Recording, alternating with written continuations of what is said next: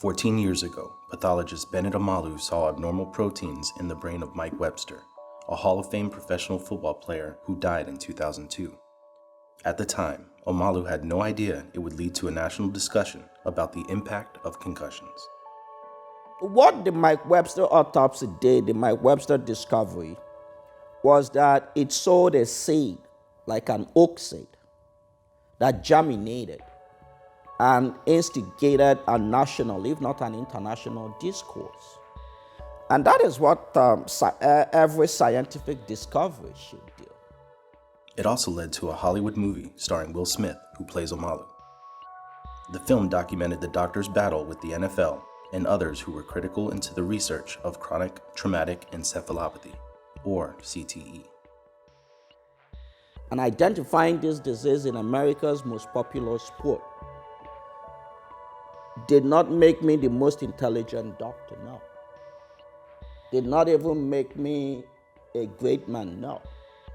All it reaffirms is that I refused to conform to the expectations and demands of society. I refused to conform to the social intoxication of a culture, the culture or subculture of football.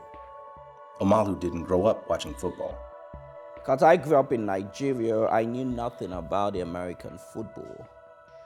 All I did was, growing up in Nigeria, I saw the game once in a while on satellite TV, people running around the field, fully geared up, dressed like extraterrestrials.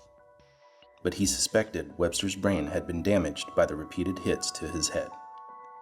And when I was opening up his skull, I believed I was going to see a diseased brain, a bad brain that had been beaten up from all the years of repeated blows of the head. But the brain appeared perfectly normal at first. And I chose to fix the brain so that I could spend time with it. I did not know what I was looking for. But intellectually speaking, there was a mismatch between my expectation, my intellectual expectation, and my autopsy finding. Later, Omalu saw the unusual proteins that caused dementia and depression in Webster and in other football players suffering from CTE. I spent hundreds of hours on those slides. When I became convinced of what I was seeing, I was convinced it was not Alzheimer's disease. It was not dementia pugilistica like we see in boxers. The next question was, what is it then? I did not know.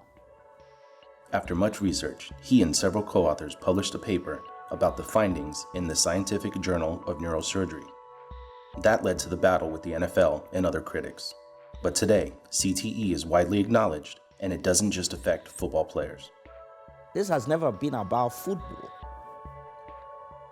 This is rather more about any human activity that exposes you to single traumatic brain injury, episodic traumatic brain injury, or repetitive traumatic brain injury. He says other sports can lead to CTE too: boxing, ice hockey, martial arts, rugby, and wrestling. Even military veterans can be affected. Several years later, I examined the brains of 2 retired military veterans, because they too are exposed to repeated subconcussive blows from ordnances, the wave front of explosions. They had CTE. One committed suicide, one died from drug overdose. Besides his MD, Omalu has earned an MBA, an MPH, and several certifications. He became a certified physician executive, CPE, in 2011. He says communication skills and the ability to connect with other people are the most valuable qualities for a physician leader.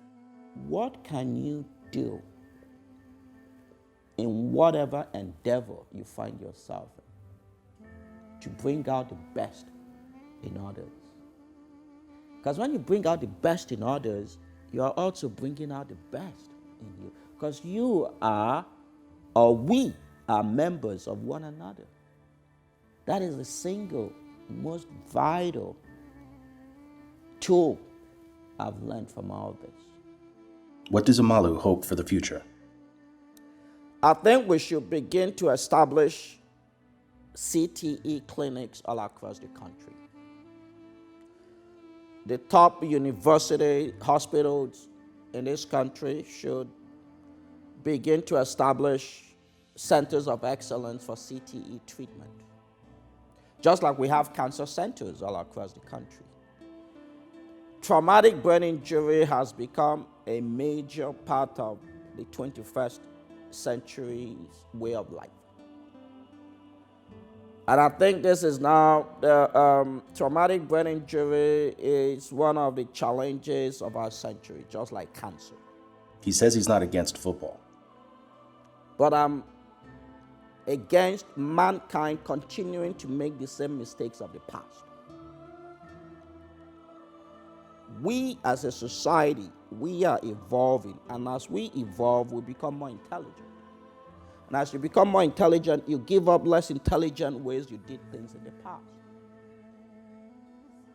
Knowing what we know today, if you bring men together, place helmets on their heads, and ask them to bump into one another for the sake of a game, you're sacrificing the intellectual capacity of men for some transient emotional excitement. And he's especially concerned about the children and teens suffering from concussions. We should stop deceiving ourselves by conformational intelligence, that exposing our children to repeated blows of the head is good for them.